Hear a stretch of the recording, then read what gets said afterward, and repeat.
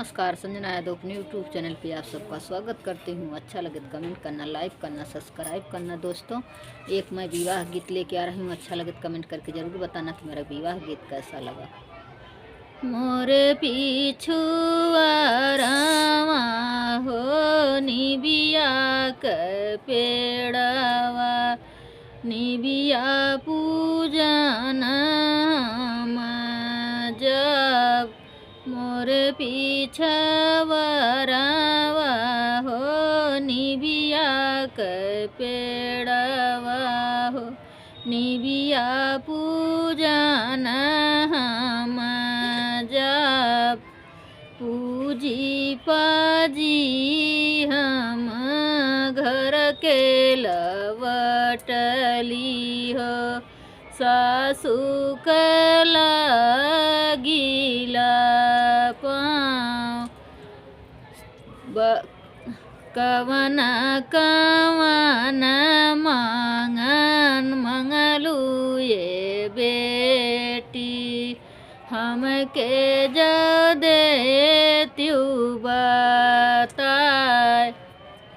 नैहर में मंगली सासू भैया से भतीजवा हो, ससुरे में भरल परिवार।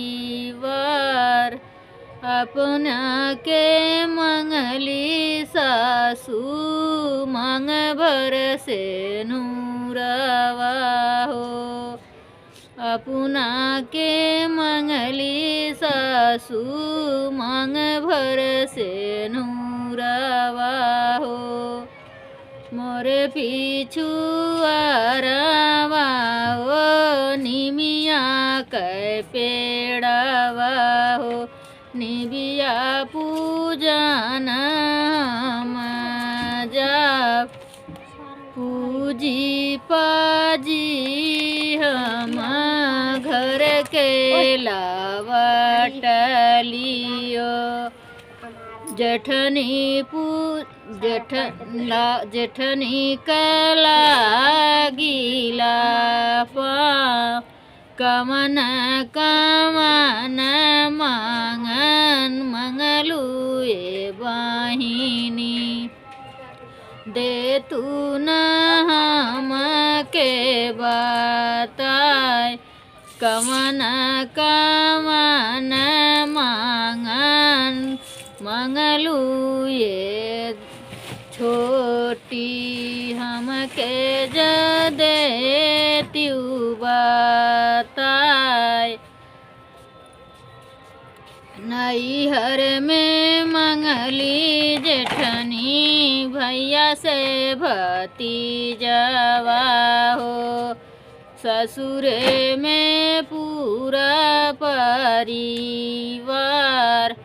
अपना के मंगली जेठनी गोदी में होरी लावा हो, अपना के मंगली जेठनी गोदी में होरी लावा हो।